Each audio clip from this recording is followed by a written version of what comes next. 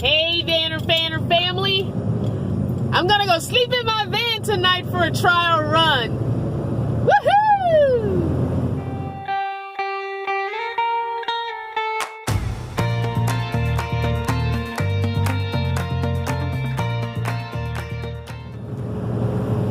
So I'm gonna go to Walmart and sleep in my van. The Walmart near here does allow overnight parking.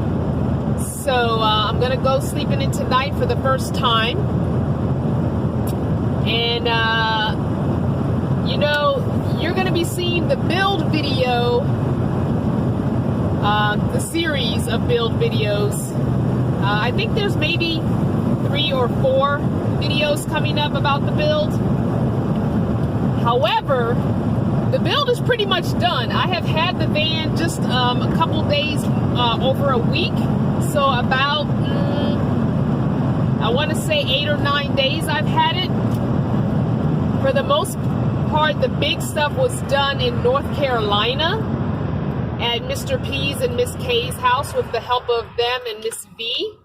I tell you, without them helping me and kicking butt for those 3 days, I would have never gotten it done. Never gotten it done.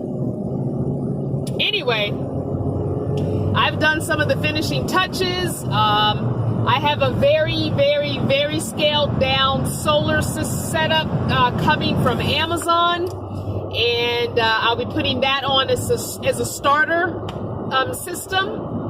The battery's not a big battery, but it's enough for my tablet and my cell phone, which are the main things that I need charged on a regular basis. And I'll get a bigger battery later, and I'll get a second solar panel later. But what I think I'm gonna do for the second solar panel when I get that later, maybe this winter, I think I'm going to get a flexible panel, the thin flexible panels, and leave the one mounted on the roof.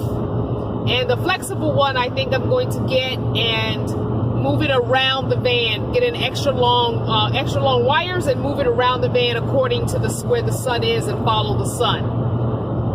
So I think that's the plan for me. Anyway, we'll see how that works. So I'll be starting with a 100 watt panel. I'm going to make a list of what I bought specifically, and I'll be putting it in my Amazon influencer store. So if you want to start your setup with a very basic setup, less than $400 is what it costs me to have this very basic setup. Then I will put that link in the description box down below, so that if you are starting your journey and you want to have a very basic setup just for like a cell phone and a tablet, or some USB lights, I will put that in the description box for you. It might work for you as well. I'll get a bigger battery later. I only am getting a 35 amp hour battery. It's not much. I will probably upgrade to a 100 amp hour battery later, but I think that's more than enough for me. Cardinal had the 200 watts of solar and a 200 amp hour battery, and that was a lot of power that was really going to waste most times. So yeah, so I don't think I need that much power. 200 watts of solar and a 100 amp hour battery is more than enough.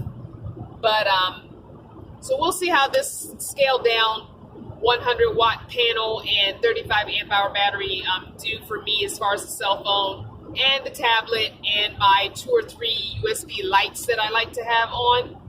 I can use it to charge my laptop on occasion. When I have full sun, I can plug my laptop into an inverter that I also ordered, because I left my inverter in Cardinal, or Atlas, sorry, his name is Atlas now. Anyway, so yeah, I'm gonna, like I said, we'll see, and I'll definitely keep you guys updated as I use the system and let you know how I like it. But yeah, the build is done. I've had the van for over a week now. Today is Monday, and I got it the previous Sunday, so I've had it for 8 days now. And the finishing touches, I did a lot of finishing touches today while my granddaughter was in daycare all day. I got all my little frogs up. I got my frogs on the dash, Velcroed in. Yeah, I'll be putting a link to the Velcro that I use. It's an industrial strength Velcro that I've only been able to find either on Amazon or some Home Depots carry it. Not all of them, but some of them do. It's the greatest Velcro ever. It's held things in all 3 of my vehicles that I've had so far with no issues whatsoever. So I'm pulling into the Walmart and I'm going to run in because I need 2 more sets of curtains to close up the box in the van. And when I say the box, I mean the back doors, both sides, and the behind the seats. Now, Pam did leave the behind the seats curtains in, so I had those already. And I had some curtains left over from Cardinal. So I only need 2 sets. I need the very back doors covered, and I need the side over here behind the driver's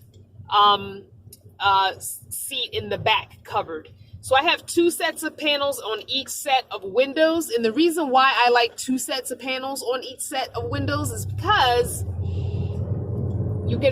they have more gather to them, and it makes it way easier to block out the light. You know what I'm saying? So I'm going to park over here next to this tree.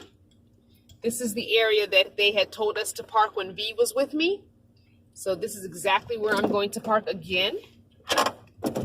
I'm going to run in. I'm going to get my 2 sets of curtains and put them up and make myself totally comfortable back here and chill for the night. So I'm excited. I will definitely keep you guys updated as to how I like sleeping in it. I already know that I'm going to have to cut the width of the bed down. The mattress, not the bed. I debated about doing it while I was at Mr. P's and Miss K's house, and I did cut the length down because that was necessary with the kitchen area. But I really wanted to keep the whole width. But now I see I'm going to have to cut it down, and that's no big deal. I just didn't want to do both until I decided, what to do. And the reason why I have to cut the width down is when I pull the toilet out into the aisleway to use it, I can't really lift the lid up because the storage that's on the passenger side and the mattress that's on the driver's side doesn't give me enough room for that. That lid is very wide, wider than the luggable loo lid. So it's because it's square. It's not oval, so it's square. So it doesn't open, doesn't open as nicely as a luggable loo lid. So I will definitely cut the mattress down to 25 inches wide like I had in Not Your Mama's van. This one, I believe, is 30 inches wide. Is the exact same width it was when it came. I haven't touched it. Only the length was cut down. So I'm going to go ahead and cut it down to 25 inches wide, and that's going to give me a 5-inch clearance, which will be plenty of room, and it'll give me more walkway. Now, the bed platform that Pam had in here, I left, and it is less than my mattress width. So it is already more narrow than my mattress width. So I'm going to be cutting the mattress down so that it's just slightly on the inside of the platform, because I want to take a little piece of 1x and put it on the outer edge of the bed so that the mattress doesn't slide. That's another thing I know happens, and it happened in Not Your Mama's van, it happened in Cardinal. When you're sitting on the bed, especially if you're on an incline, you tend to be sliding and the mattress slides off, so you're constantly pushing the mattress. At least for me, I'm constantly pushing the mattress. So I think I'm going to cut it down, give myself about a good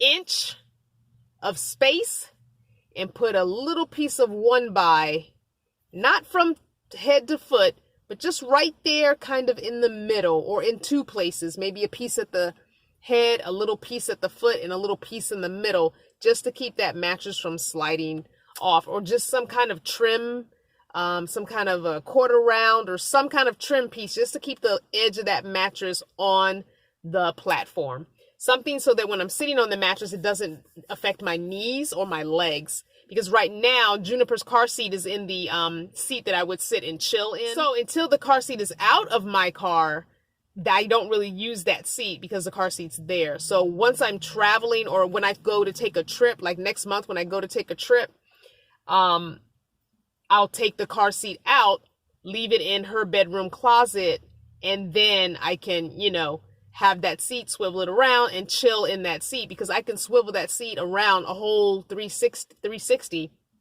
I can swivel it towards the bed and put my feet up on the bed. I can swivel it out to the doors. I can sit in just regular and put my table there and eat or do laptop work or whatever. So it's a perfect chair to have. I just can't really do anything with it right now while her car seat's in it.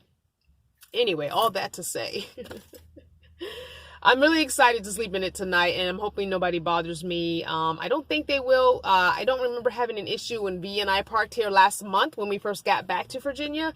So I'm hoping the same thing will apply. Yeah, and I just want to add, again, thank you so much to Mr. P, Miss K, and Miss V, because I could not have done this without you guys. And I also want to apologize for the kind of randomness of the van build footage, because it's not like I had my cell phone up and running the whole time we were working. There were times where I completely forgot to film and you don't get to see something done. There were times we worked in the dark and I didn't film a whole lot of that. So, yeah, just bear with me. You'll get the basics of what I did. And once everything is done, for the most part, except for a few little details, I will do a live tour video like I did with Cardinal. And you can ask questions and stuff there. I will find a date and get that information to you as soon as possible.